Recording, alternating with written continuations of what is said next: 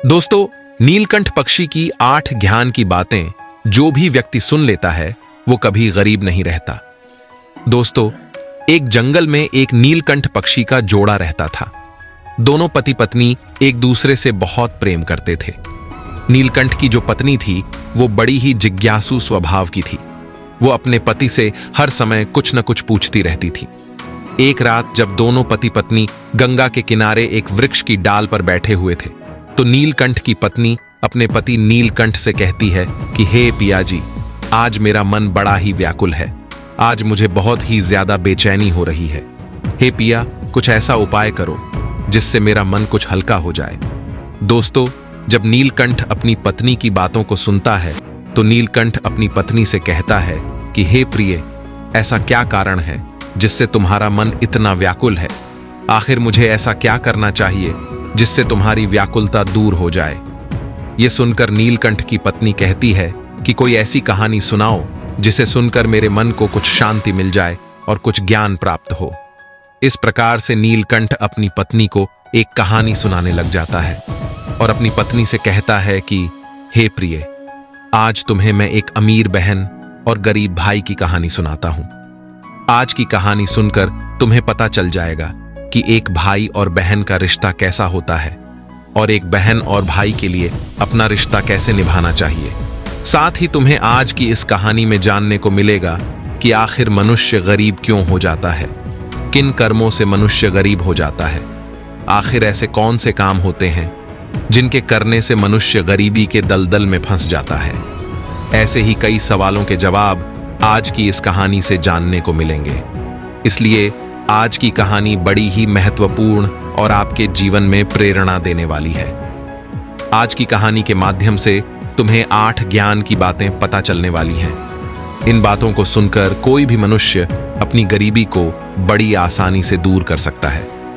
आज की कहानी बड़ी ही शिक्षाप्रद है। इसलिए प्रिय, आज की इस कहानी को तुम बड़े ही ध्यान से सुनना। नीलकंठ की पत्नी कहती है, यदि इतनी ही अच्छी कहानी है तो तुम कहानी शुरू करो। मैं कहानी को पूरी तरह से ध्यान लगाकर आपकी कहानी सुनूंगी और उस कहानी में बताई गई उन 8 बातों को भी जीवन में जरूर अमल करूंगी। दोस्तों, इस प्रकार नीलकंठ अपनी पत्नी को कहानी सुनाने लग जाता है। नीलकंठ कहता है, हे प्रिय, बहुत पुराने समय की बात है। किसी नगर में एक बहुत ही अमीर किसान रहता था। उस किसान के घर में 2 जुड़वा संतानें पैदा हुई थीं। उन दोनों जुड़वा संतानों में एक पुत्र था और दूसरी संतान पुत्री होती है। किसान अपने पुत्र का नाम तो रौनक रख देता है और पुत्री का नाम नीलम रखता है। इधर धीरे धीरे रौनक और नीलम बड़े होने लगते हैं। जब धीरे धीरे किसान की दोनों संतानें बड़ी हो जाती हैं, धीरे धीरे जब उनकी आयु एक दिन विवाह के योग्य हो जाती है तो किसान को अपने बच्चों के विवाह की चिंता सताने लगती है। एक दिन वो किसान किसी कार्य से अपने पड़ोस के एक शहर में जाता है तो वहां पहुंचकर एक व्यापारी का पुत्र उसे पसंद आ जाता है और उस व्यापारी के पुत्र के साथ में वो अपनी बेटी नीलम का विवाह कर देता है।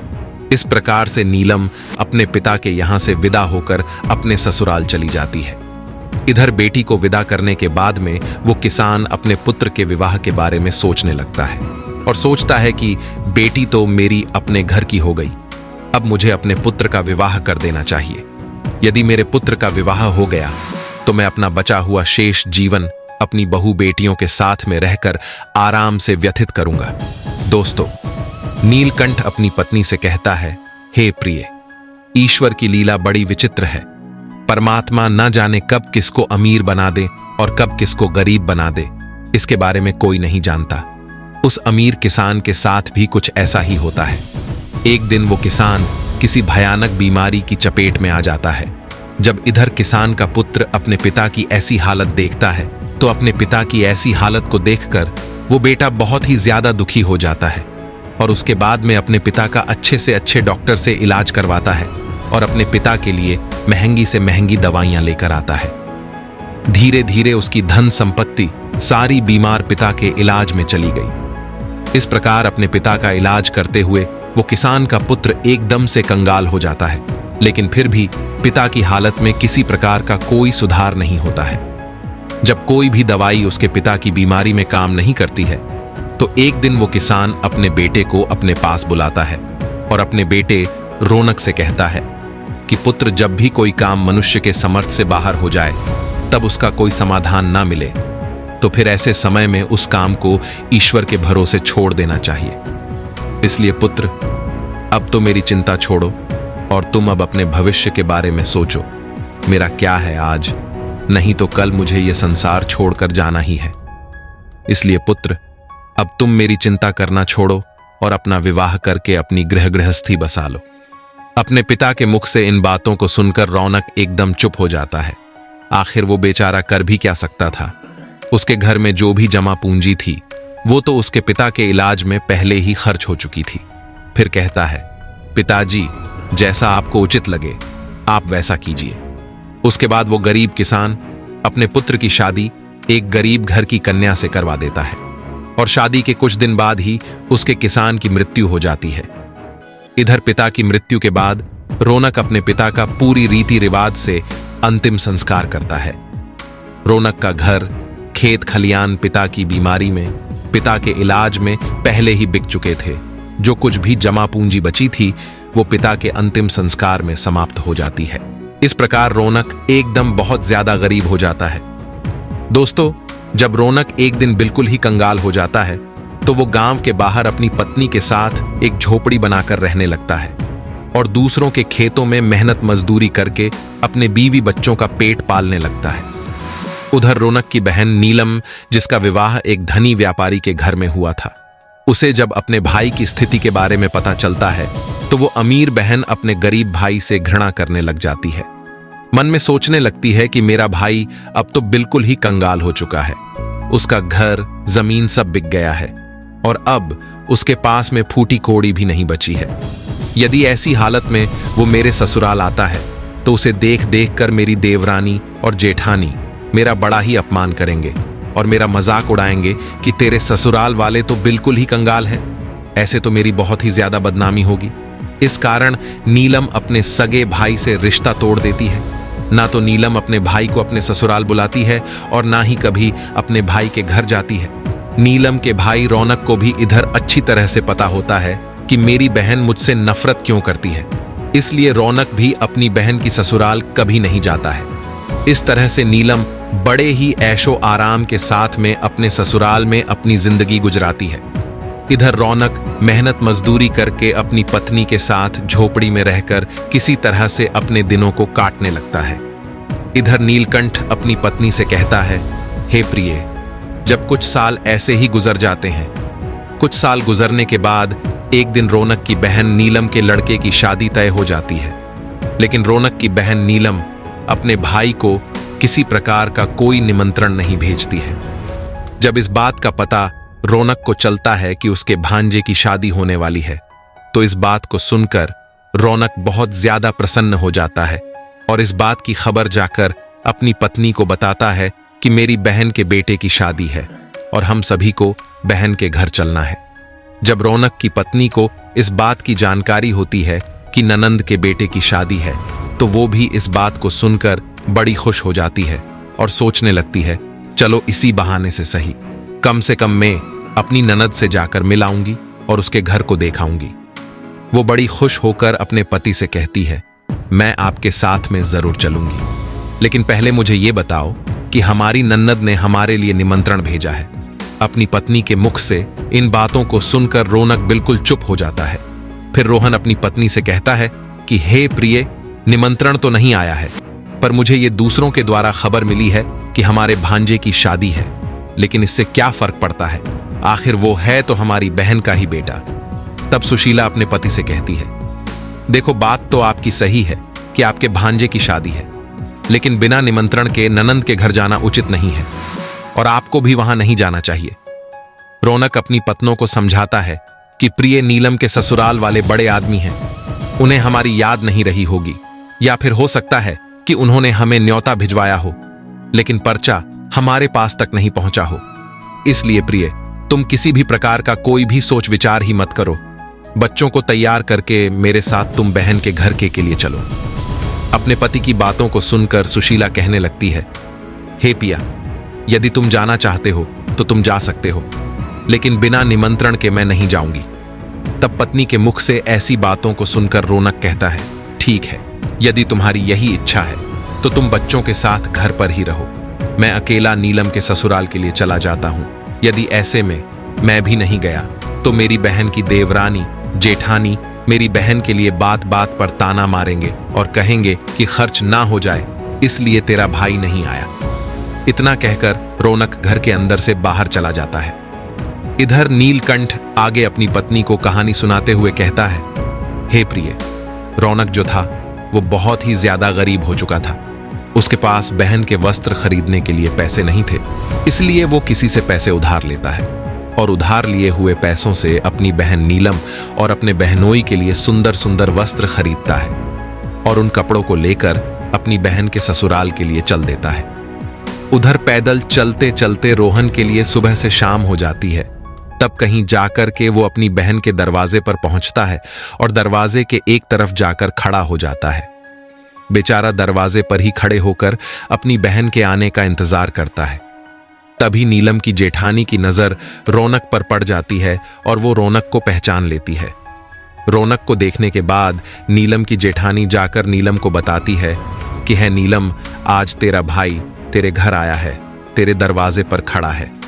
जब नीलम इधर अपनी जेठानी के मुख से इन बातों को सुनती है तो वो अपनी जेठानी से पूछने लगती है कि हे बहन, यदि तुमने मेरे भाई को मेरे द्वार पर खड़ा देखा है तो मुझे ये बताओ, मेरा भाई मेरे ससुराल में किस हालत में आया है और मेरे भाई ने आखिर कैसे कपड़े पहने हैं। तो उसकी जेठानी कहती है कि तुम्हारा भाई फटे पुराने वस्त्र पहनकर तुम्हारे द्वार पर खड़ा है, वो तुम्हारे आने का इंतजार कर रहा है। ये सुनकर नीलम गुस्से में भर जाती है और सभी की नजरों को बचाती हुई अपने भाई के पास पहुंचती है। इधर रौनक जब अपनी बहन नीलम को पास आते हुए देखता है तो खुशी के मारे उसका चेहरा खिल उठता है। अपनी बहन को देख कर के रौनक की आंखों में आंसू टपकने लगते हैं। उसके बाद नीलम अपने भाई को अपने साथ में लेकर सबकी नजरों से बचाते हुए अपने घर के अंदर सबसे अंदर वाले कमरे में ले जाती है और कमरे में ले जाकर पूछने लगती है कि है भैया, तुम्हारे पास आखिर किसने न्योता भेजा था जो तुम यहां चले आए। तब रौनक कहता है, बहन, तुमने तो अपने भाई को भुला दिया, लेकिन किसी के मुंह से मुझे पता चल गया कि मेरे भांजे की शादी है, इसीलिए मैं तुम्हारे लिए और तुम्हारी बेटे के लिए नए कपड़े लेकर आया हूं। अपने भाई के मुख से इन बातों को सुनकर नीलम कहने लगती है, हे भाई, तुम्हें बिना निमंत्रण के बेशर्मों की तरह मेरे घर नहीं आना चाहिए था। तुम इस तरीके से फटे पुराने कपड़े पहनकर मेरे घर तक चले आए, ये मेरे लिए बड़े लाज की बात है।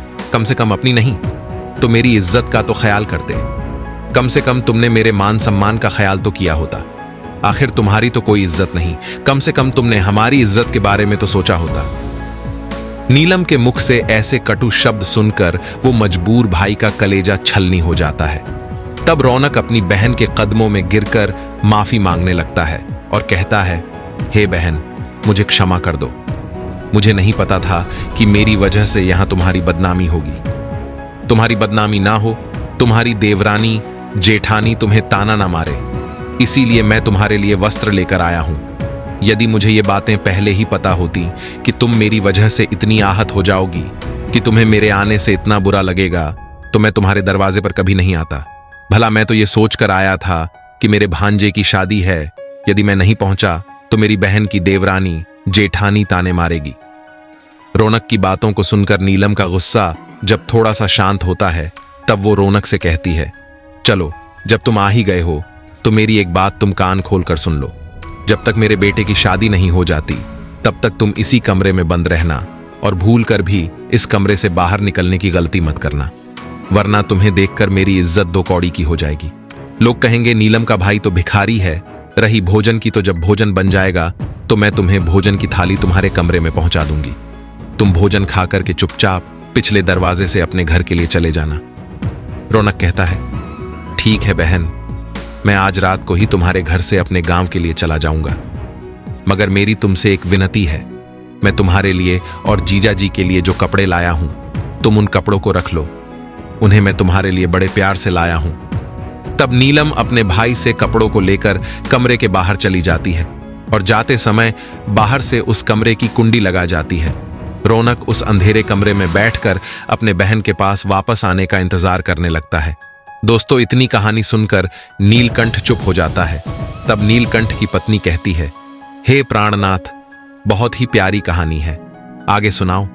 इस कहानी में आगे क्या होता है? तब नीलकंठ आगे की कहानी सुनाता है। नीलकंठ कहता है, हे प्रिय, इधर तो रौनक उस अंधेरे कमरे में बैठा हुआ अपनी बहन के लौटने का इंतजार कर रहा होता है कि मेरी बहन मेरे लिए भोजन लेकर लौट कर वापस आती होगी। आज तो मुझे स्वादिष्ट भोजन खाने को मिलेगा।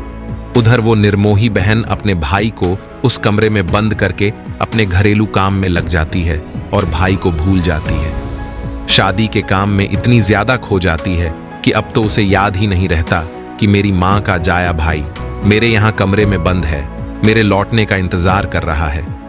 दोस्तों, जैसे जैसे समय बीतने लगता है, भूख प्यास की वजह से रौनक छटपटाने लगता है और उसकी हालत भी खराब होने लगती है। तब रौनक अपनी बहन को आवाज लगाता है, लेकिन उसकी आवाज को कोई नहीं सुनता है। इस तरह से रौनक को उस अंधेरे कमरे में पड़े पड़े 3 दिन बीत जाते हैं। इधर रौनक के लिए अपने बीवी बच्चों की याद आती है। रौनक सोचता है, यदि कोई नहीं आया तो मैं भूख प्यास से इसी कमरे में मर जाऊंगा। यदि मैं मर गया तो मेरे बीवी बच्चों का भला क्या होगा? मेरे ना होने पर कैसे मेरे बीवी बच्चों का पालन पोषण होगा? रौनक इधर ये सोचते सोचते बेहोश होने लगता है। तभी किसी काम की वजह से नीलम की जेठानी उस कमरे के पास से गुजरती है। जब रौनक के कानों में नीलम की जेठानी की पायल की आवाज सुनाई देती है, रौनक अपनी पूरी ताकत से उस कमरे का दरवाजा पीटने लगता है। जब नीलम की जेठानी के कानों में उस दरवाजे की आवाज जाती है तो वो दरवाजे को खोलकर देखती है तो अंदर रौनक को देखकर चौंक जाती है और रौनक से पूछने लगती है, हे भाई, तुम्हें इस कमरे में किसने बंद किया था? रौनक इस बात का कोई जवाब नहीं देता है। जब जेठानी दोबारा पूछती है तो रौनक इस बात को छुपा लेता है। वो झूठ मूठ कह देता है कि मैं इस कमरे में आराम कर रहा था। तभी किसी ने गलती से बाहर से दरवाजे की कुंडी लगा दी और मैं इस कमरे में बंद हो गया।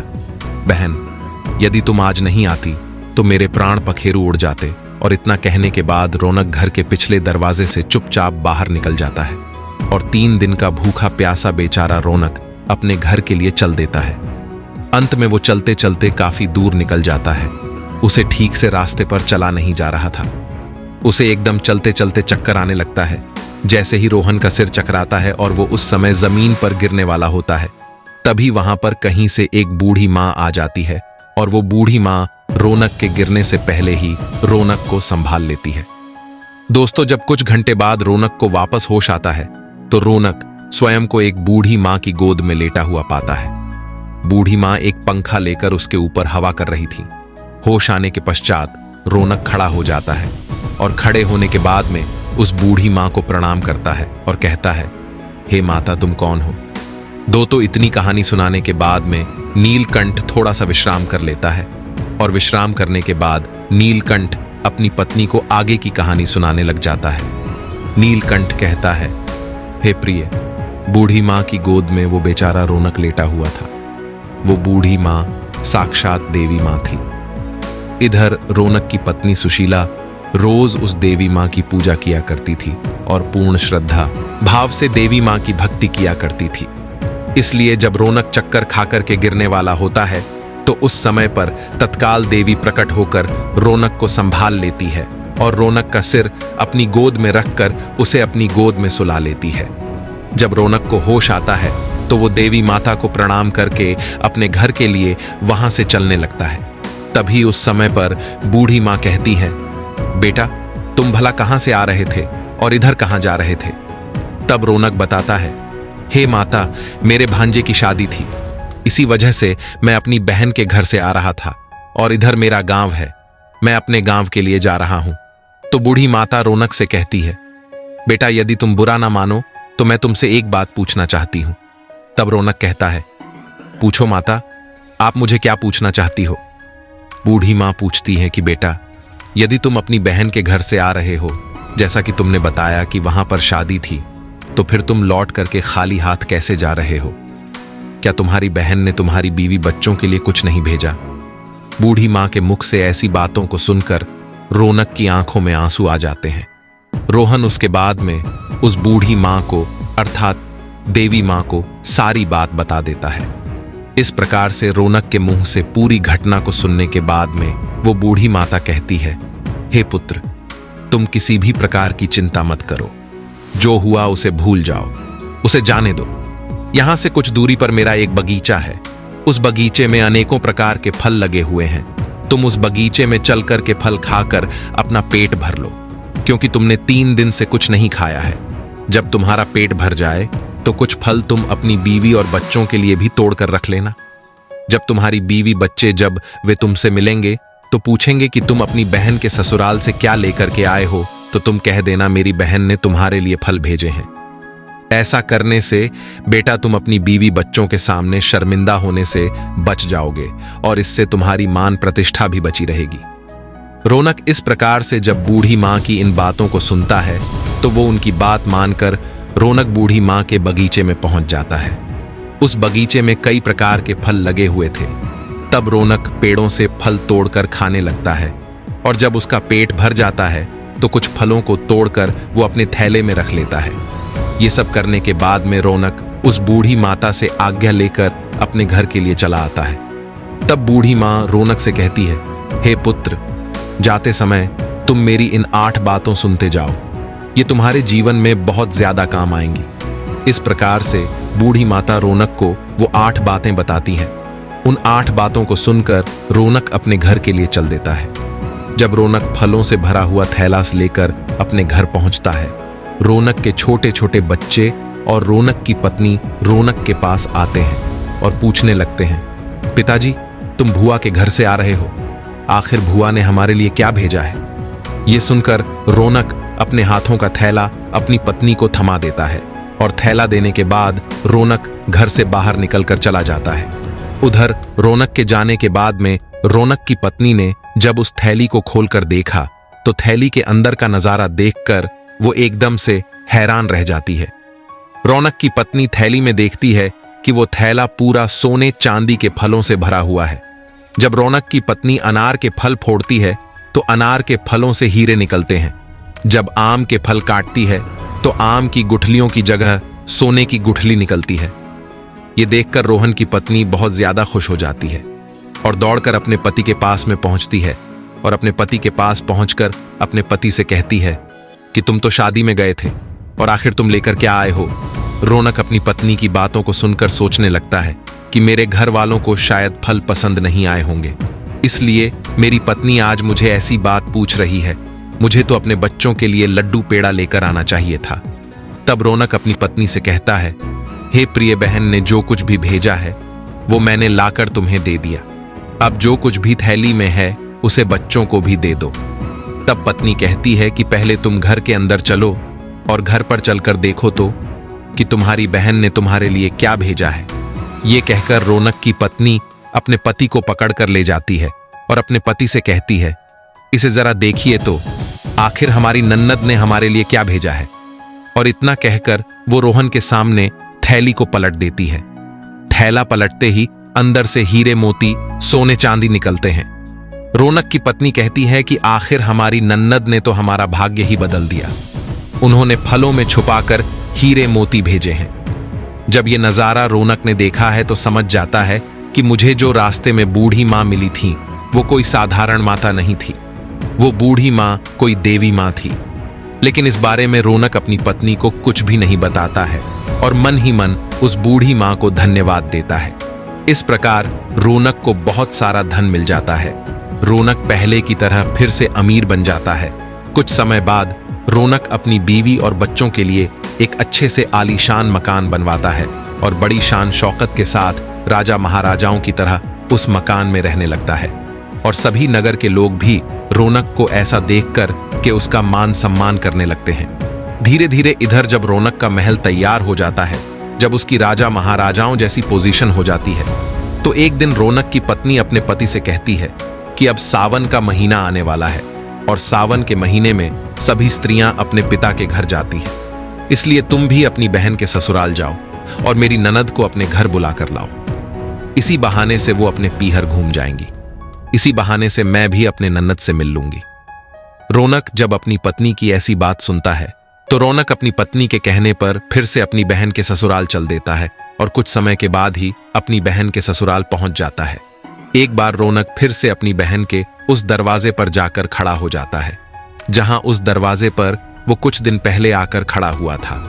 उसी समय पर नीलम की जेठानी घर से बाहर निकलती है और बाहर का नजारा देखकर कि दौड़ी दौड़ी नीलम के पास में जाती है और नीलम से कहती है कि हे नीलम बहन, आज तो तेरा भाई आया है।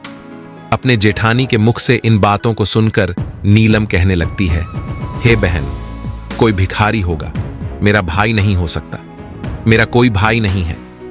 दरअसल नीलम ऐसा इसलिए कह रही थी क्योंकि नीलम इस बार भी अपने भाई को भिखारी ही समझ रही थी। लेकिन जब उसकी जेठानी बताती है कि नीलम, तुम्हारा भाई आज भिखारी की तरह नहीं, राजा महाराजाओं की तरह आया है। तुम्हारे भाई को देखकर ऐसा लग रहा है जैसे वो किसी देश का राजा महाराजा हो। तुम्हारे भाई के आगे पीछे 4-4 सैनिक हैं।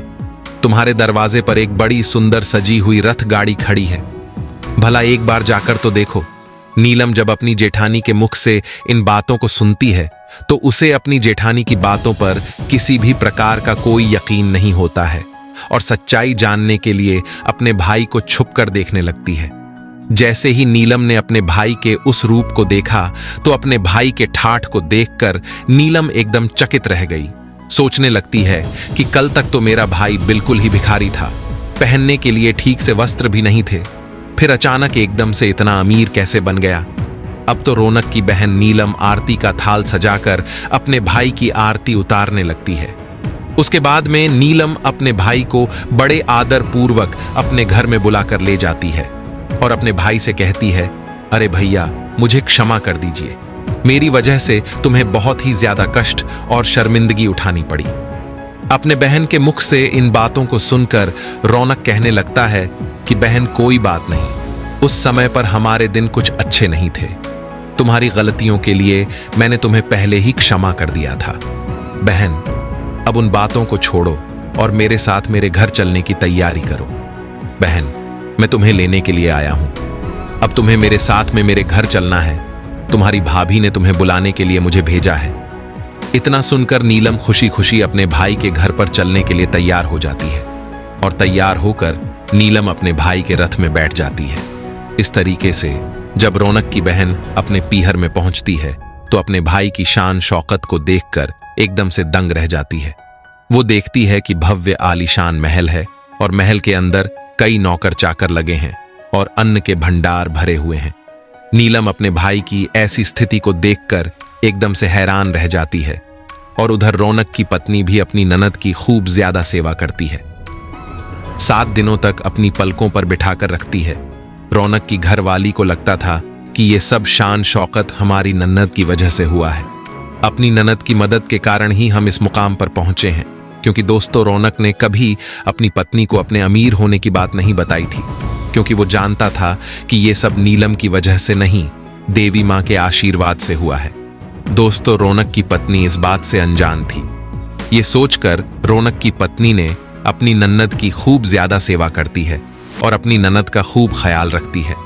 कुछ दिन बीतने के बाद जब रौनक की बहन नीलम का ससुराल जाने का समय होता है तो रौनक की पत्नी अपने पति से कहती है कि पिया जी, कल आपकी बहन अपने घर जाएंगी, इसलिए आप बाजार चले जाओ और बाजार जाकर अपनी बहन के लिए कोई अच्छा सा तोहफा लेकर आओ। पत्नी के मुख से इन बातों को सुनकर रौनक घर से चला जाता है और रौनक एक मोची की दुकान पर पहुंचता है और मोची से कहता है, हे मोची भाई, मुझे अपनी बहन के लिए बोलने वाली जूती बनवानी है, क्या तुम मेरी बहन के लिए बोलने वाली जूती बना सकते हो? मोची कहता, सेठ जी, मैं बोलने वाली जूती तो बना दूंगा, लेकिन उसके बनवाने की बहुत कीमत लगेगी।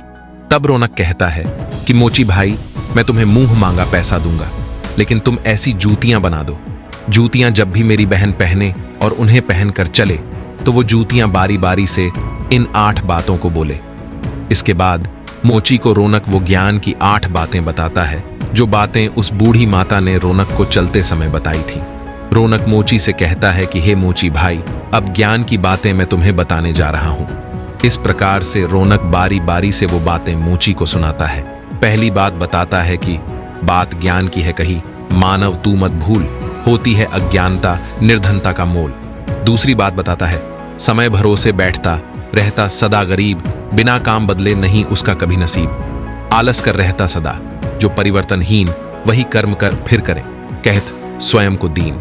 चौथी बात बताता है, नहीं गरीबी से बड़ा है कोई अभिशाप, हासिल करके ज्ञान को करो दूर अब आप।